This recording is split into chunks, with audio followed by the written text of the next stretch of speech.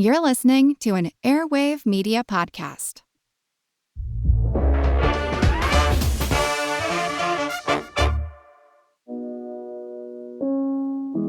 I'm Brian Keating, host of the Into the Impossible podcast and the Chancellor's Distinguished Professor of Physics at UC San Diego, where I study the origin and evolution of the universe. I believe scientists are obligated to explain our work in simple terms to non-experts, so I created the free university you can attend in your pajamas, taught by the world's brightest faculty. Best of all, you won't incur a dime of student loan debt and there's no homework to complete. Every week, I put out a deep dive interview with important thinkers and authors like Andy Weir, Steven Pinker, and Michio Kaku. I've talked to 9 Nobel Prize winners like Sir Roger Penrose and Frank Wilczek, and talked to a few astronauts. I'm on a mission to magnify curiosity, stoke imagination, and inspire minds of all ages. Join me, because the only way to discover the limits of the possible is to go beyond them, into the impossible. Here's what some people are saying about the Projection Booth podcast. The Projection Booth is single-handedly the greatest film podcast you could ever listen to or could possibly want. Top notch. 5 stars. This has quickly become one of my favorite film-related podcasts. Always interesting. A completely unpretentious yet fully comprehensive look at films from all genres. The Projection Booth podcast, with new episodes available every week at projectionboothpodcast.com.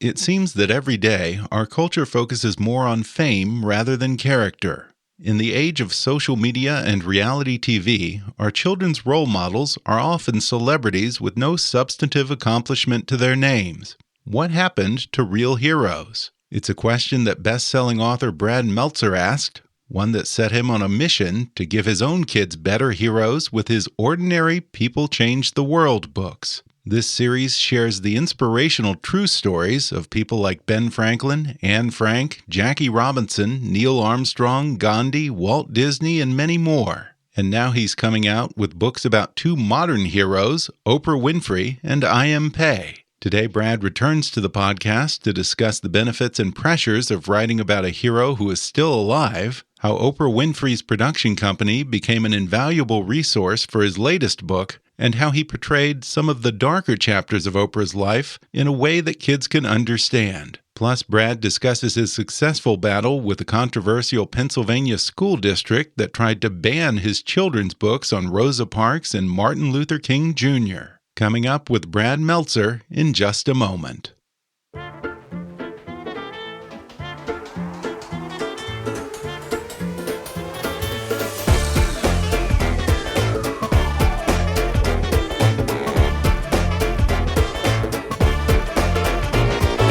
Brad Meltzer is the #1 New York Times best-selling author of Heroes for My Son, Heroes for My Daughter, a dozen suspense novels like The Escape Artist, and nonfiction books like The Lincoln Conspiracy. He's also the host of the History Channel television series Brad Meltzer's Decoded and Brad Meltzer's Lost History, as well as the co-creator of the PBS Kids series Xavier Riddle and The Secret Museum. Now he's out with the latest in his Ordinary Heroes Change the World series for kids called I Am Oprah Winfrey. Brad, welcome back to the show. Good to be back, my friend. I have to tell you, since last we talked, you gave me a couple of copies of I Am Walt Disney and I Am Marie Curie. And our daughter, Charlotte, who is only 19 months old, so she's maybe a little young for those, still just loves them. Even if she can't make it through an entire book, I swear she always asks for Walt Disney by name, even though she doesn't have any reference for who Walt Disney is or the whole Disney thing other than Mickey Mouse. She just loves it. And I Am Marie Curie, it's interesting. She seems to think that Marie Curie's dad is actually her dad, me, because we both have beards. So she gets a real kick out of it. So it's amazing that she has a sister named Marie Curie now, which is that's the best gift I can give you. Yeah, exactly. Yeah, they're just wonderful books. We have really, really enjoyed them. I'm curious, as far as your kids, I think you have, 3 kids? Have they aged out of the Ordinary Heroes series yet? So when we started the Ordinary People Change the World series, my kids were 5 and 8 years old. And again, we spoke last time. I wanted to give them better heroes to look up to. I wanted to give them heroes of kindness and compassion and character. That thing that seems missing in the world today is character. We started with I am Abraham Lincoln, I am Amelia Earhart, I am Rosa Parks. And obviously we're on our 25th book now. My kids aged in the years since we came out with them. But what's so funny is not all of them, some of them have aged out. Some of them still read them. My youngest still reads them. My oldest is now 19 years old. I caught him. He was probably like 17 at the time, but I caught him one day. We did I Am Helen Keller. And on the pages when Helen Keller goes blind, the pages of the book go black. And it says, here's how I see the world.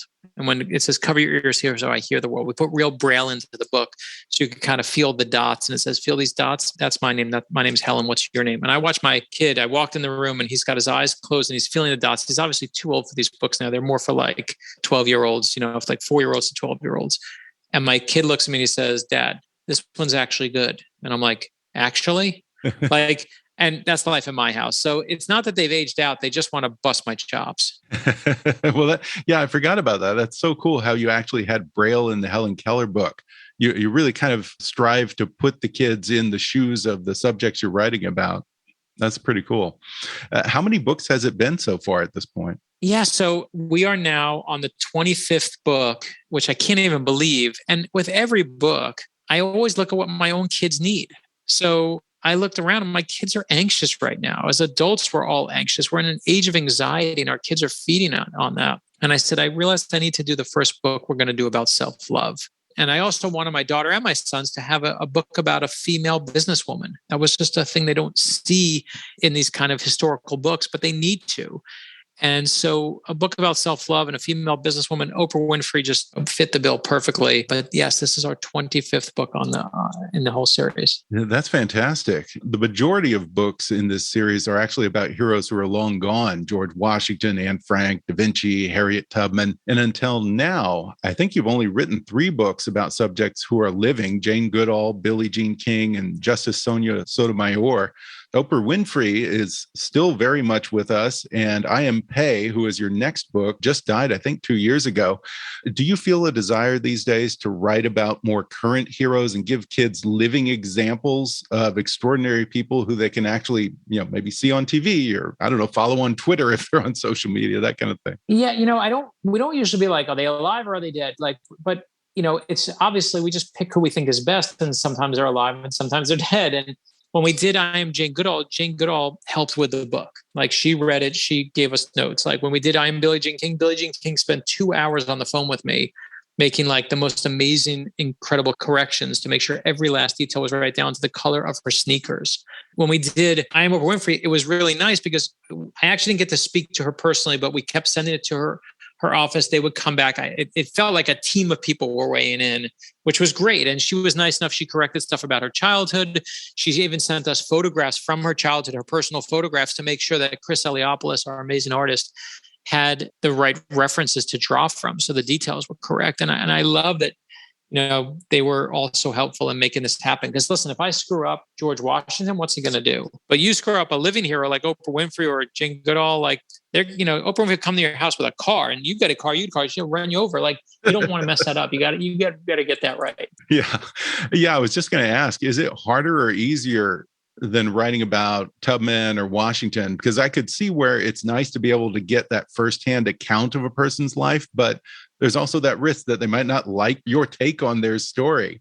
Yeah, listen, we had Jim Henson's daughters weighing in and they were like alive and they know their dad. And like, it's hard, we had Jackie Robinson's daughter, Sharon Robinson, read I Am Jackie Robinson when we, were proofing it. Like, and it's tricky because you never want to see anyone say anything bad about you. I actually think dealing with the families, I feel almost more pressure than the people themselves. The people themselves are just so they can take it. Like, they've been through it. We're writing a piece that's like really beautiful about them, but the families are the caretakers of their legacies. And that's a really complicated thing to it, which I appreciate and admire them and what they do. The hard part is it's the thing that I worry more about, quite honestly, is you just don't want people to screw it up. Like, I can tell you that we did a book called Heroes for My Son, which was like 50 one-page stories of individual heroes. It was my first time ever writing a children's book. I wrote it for my son. I did Heroes for my daughter, of course, for my daughter. And in the last proof copy of Heroes for My Son, I literally, if you look at the proof that you can buy, you can go on eBay and see it. It was going to press. They're literally, you get the proof. It's like a paperback version of the hardcover. We proofed through it, and I just had a bad feeling. And I didn't even know why. This was long before there was any kind of scandal, but I noticed that there was one hero in there and I was like, maybe we should pull him out. He's young and young people can still screw up their lives. Let's pull him out. And it was Lance Armstrong. Oh, wow. And no kidding. And again, like it was pre all the things and the disasters, but it was I just had a feeling, and the same thing with Aung San Suu Kyi, is this leader in, Burma that had this amazing legacy, but now is I think she was, nominated for the Nobel Peace Prize. And now people are like, take it away because of her sudden change in stance on politics. And it's complicated, right? When you're alive, you can always mess up your own legacy or do something that brings it down. But my belief is, you take people where they are. And there are some people like the Jane Goodalls, like the Billie Jean Kings, and like the Oprah Winfreys where, I got faith that they're going to do it just okay. Yeah, that's an interesting point. I hadn't thought about the possibility that you might write about someone who's still sort of writing their own story. And eventually at some point, some of those books might make you cringe. Who knows? At some point, I wonder if you're considering doing a Bill Cosby book before all of this horrible stuff came out. Right. And if you did, you have a Bill Cosby book now. And you're like, oh crap, what do I do now? But that, I always say every single book we've written about, every single hero in 25 books in the I Am series and the Ordinary People Change the World series, we've gotten a letter of complaint saying, how could you write about that person? I got a letter about Abraham Lincoln. It's Abraham Lincoln. I got Ben Franklin, he owned slaves. I'm like, yeah, but he also at the end of his life spent the last years of his life fighting against slavery. And if you're looking for perfect people, you're never going to find it. There are no books. Every single one of us is flawed. And I think the one thing we do with our heroes today is we build these great monuments to them. We chisel them out of granite. We build these monuments and we worship at their feet, and we do them a huge disservice because anyone you look up to, whether it is Abraham Lincoln or Amelia Earhart or Oprah Winfrey or Rosa Parks or Dr. King, whoever it might be, have moments where they were scared and they were terrified and they didn't know if they could go on. Mm-hmm. No one's perfect. And you got to figure out, and obviously there are some bright line people who are awful, but if you're looking for perfection, you won't have a series. Yeah. And that's something that I appreciate about your children's books is they aren't the typical kind of surface level caricatures that we might expect from a grade school biography. You actually present them warts and all. I remember you talking about how Walt Disney was kind of stressed and, would sometimes be cranky. You don't shy away from the hard parts, particularly, I'm thinking of Oprah Winfrey now, because the adversity really shapes so many of these heroes and how they deal with it reveals so much about their character. In that sense, I think that you really show respect for your young readers by not talking down to them. Yeah, listen, our kids are far stronger than we think they are. They really are. And so, as you said, when we always show you the flaws, like we show George Washington and Abraham Lincoln losing elections. We show Gandhi saying he lost his temper sometimes. Like these people aren't perfect. With Oprah Winfrey, we know that she's someone who suffered abuse as a child. Now, we can just gloss over that and be like, don't mention that. That'll scare kids. But I was like, no, I need to do that. That's a vital part of her story, that she was able to overcome that and find that, again, self-acceptance again. And there's a page that's dedicated just to her. And it's a page that's all black. It's her sitting in the corner. And it says, sometimes people didn't take care of me properly. And I felt all alone. And someone says, Oprah, you okay? And she says, I don't think so. And for, we all as parents have to kind of edit what we read our kids. And for some people, they'll look and say, oh, she had a sad day. And for some parents, they'll explain it. It's up to the parent to figure that out. But for some kids out there, that's the most important page in I Am Oprah Winfrey. And I want that to be there for them too. And all those moments, Oprah Winfrey has, I think my favorite stories in there is when she's a little girl and she's so self-conscious about her looks and hates the width of her nose that she sleeps at night with a clothespin on her nose to make her nose smaller. And as she gets older, it doesn't get like so much easier. That's the same thing. She gets hired and they tell her body's the wrong type. Her skin is too dark. Her hair is not the right way. They tell her she's too nice and cares too much about people. And one of the first stories she does is a family whose house burns down. That covers the story, young reporter. But then she goes back the next day to the family to make sure she brings them some blankets. And the producer at her station says, you can't be part of the story. And she's like, the story? What about being a good person? And I need my daughter to have that lesson. Oprah is told her whole life that her body's the wrong shape, that she cares too much. And there's no such thing. The only thing that you have to be is you. It's the greatest gift you give yourself. And as a book, that's what I Am Oprah Winfrey stands for. We're going to take a quick break, and then we'll be back with more when we return in just a minute.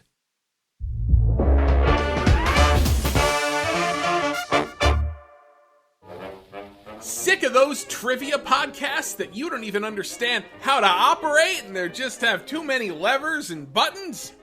There's got to be a better way.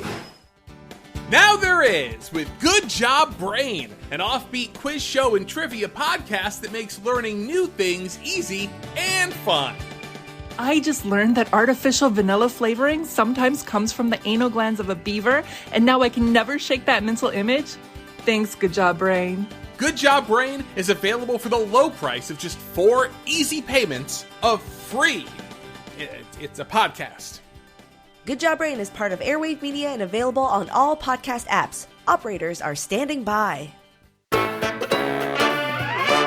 Yeah, and I really want to give you credit for not glossing over the sexual abuse in her history. And I think that you address it in a very sensitive and appropriately subtle way for a children's book. And I love what you said about letting the parents make the decision of how they want to address that or what they want to discuss about that. Do you think that children's authors often don't give kids enough credit and maybe oversimplify complex situations and stories in a way that does them a disservice? I don't know. If I feel like however I answer that question, I'm basically saying our books are better than every other historical book out there, right? I mean, but we all have our measures of what's appropriate, right? There's just no way to say there's one right way to tell history.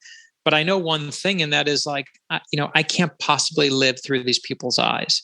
So every single time we try to find the expert in that person. So when we did I Am Martin Luther King Jr., Congressman John Lewis helped us with the book. He read the book. He lived part of the book with Dr. King.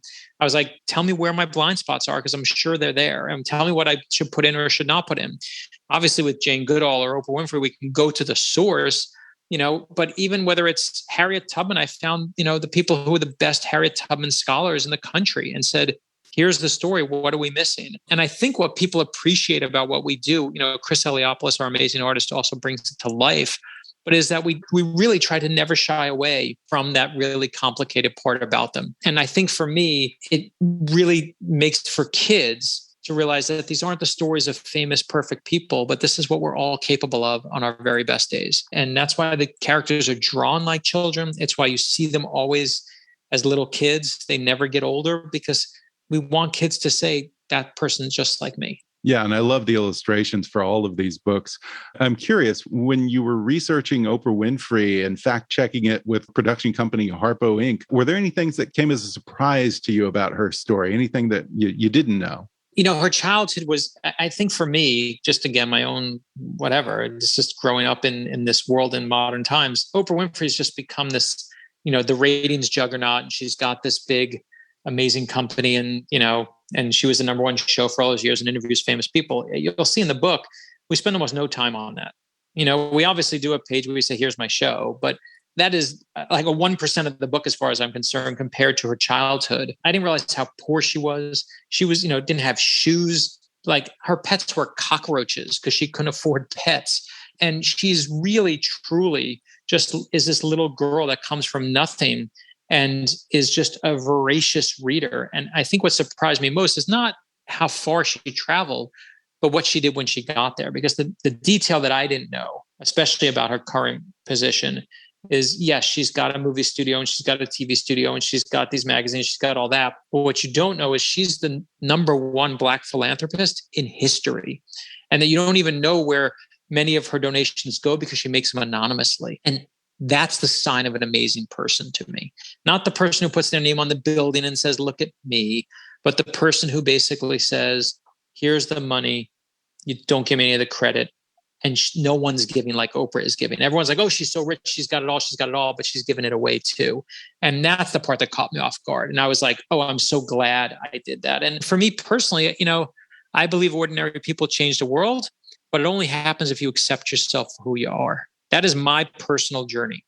And I know it sounds crazy because I've done Lincoln and Washington and Jim Henson, all these people I love. But the Oprah story about accepting yourself for who you are really hit me, because I feel like for me, that's been something I've struggled with my whole life, is just accepting myself for who I am.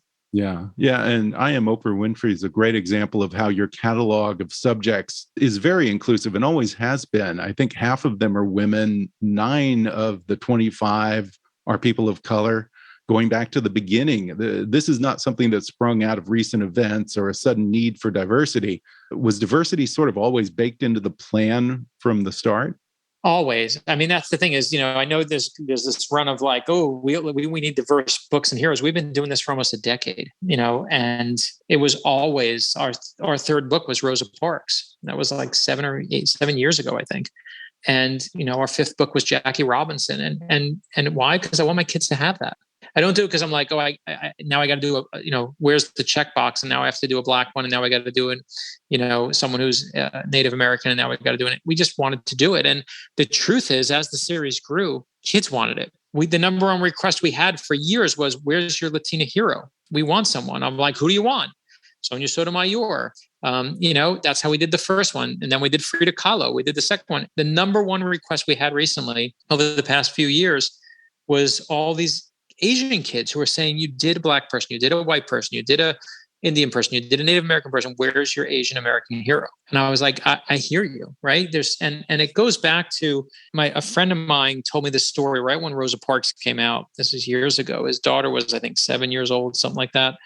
And he's reading I Am Rosa Parks with her. And the last page of every book, after Chris Eliopoulos' amazing, beautiful art and his cartoon art, we always show the real person at the end. You see a real picture of Rosa Parks, you see a real picture of Oprah Winfrey, you see a real picture of Abraham Lincoln, whatever we can find. And she gets to the end of the book. My friend is white, his daughter's black, they're a mixed race family, she's adopted. And he gets to the end of the book and she sees the real picture of Rosa Parks and she says, wait a minute, this really happened. This really happened. And he said, and suddenly he was having his first real conversation about race with his daughter. And obviously he should have had that conversation years earlier, but he was scared. You don't want to mess it up. Race is a hard subject. It just is. And I love the fact that we could never anticipate that that's what the books will be used to do.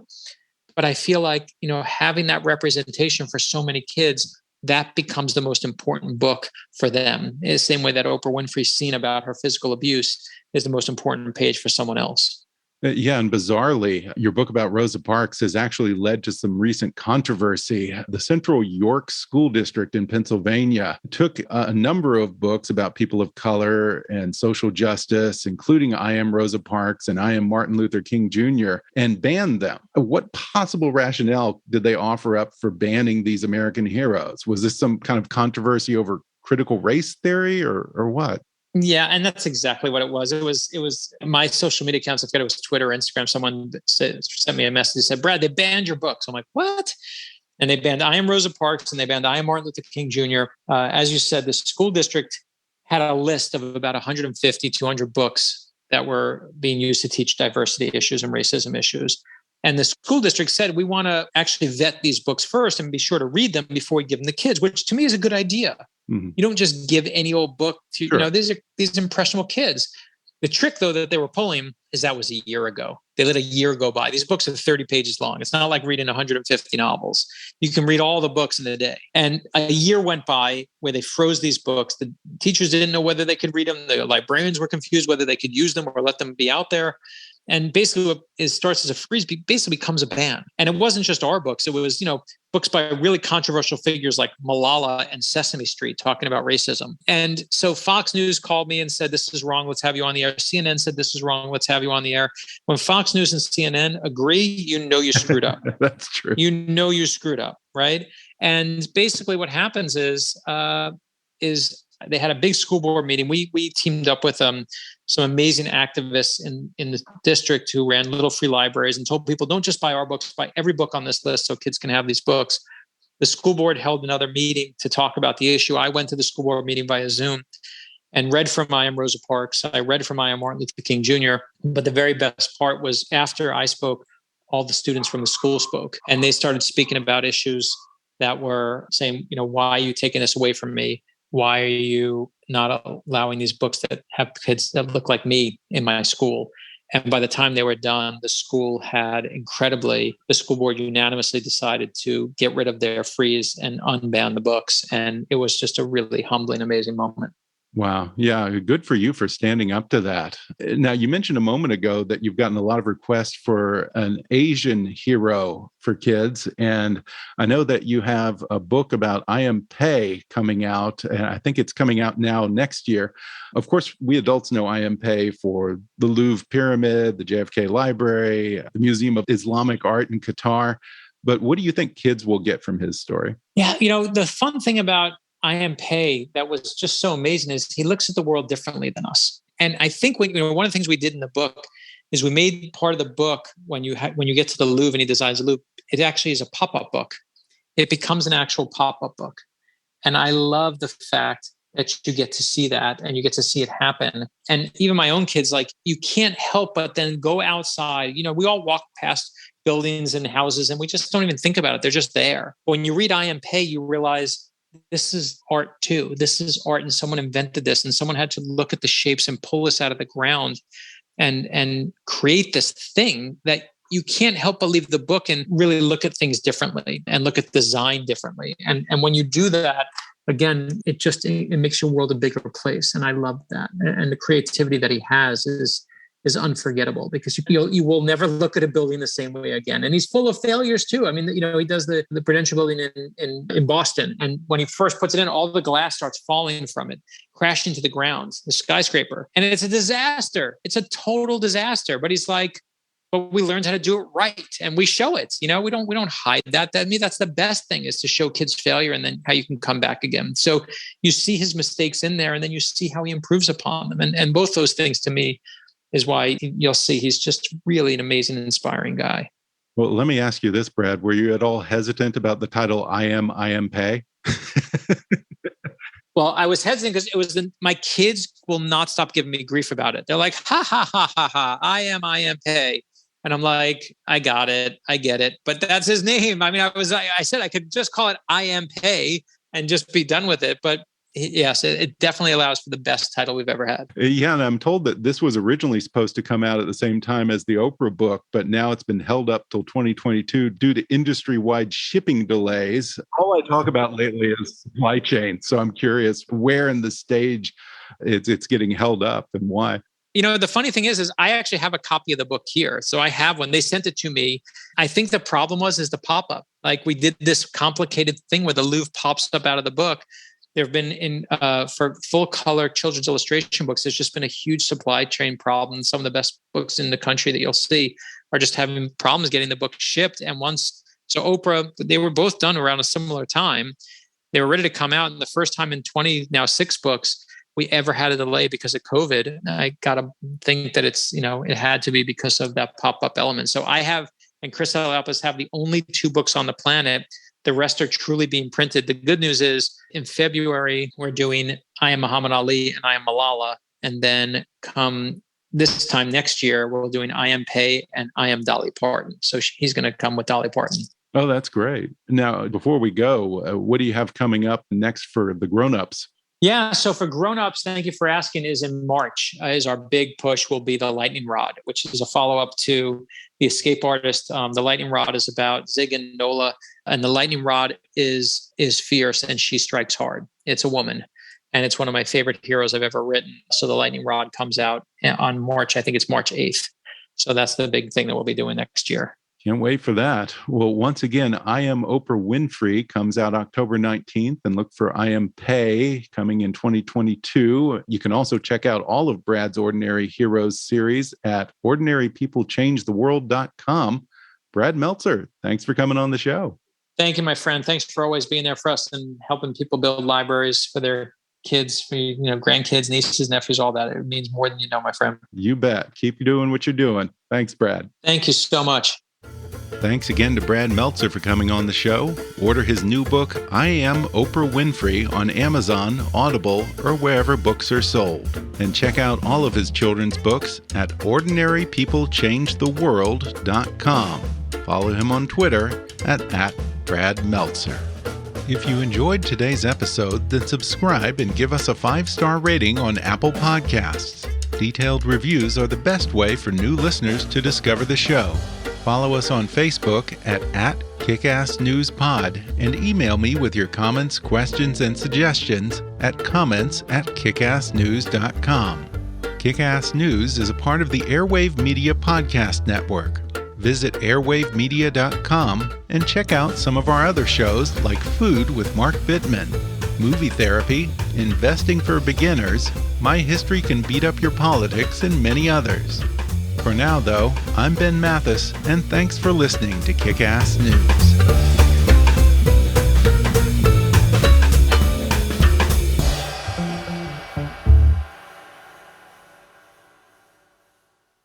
An Airwave Media Podcast.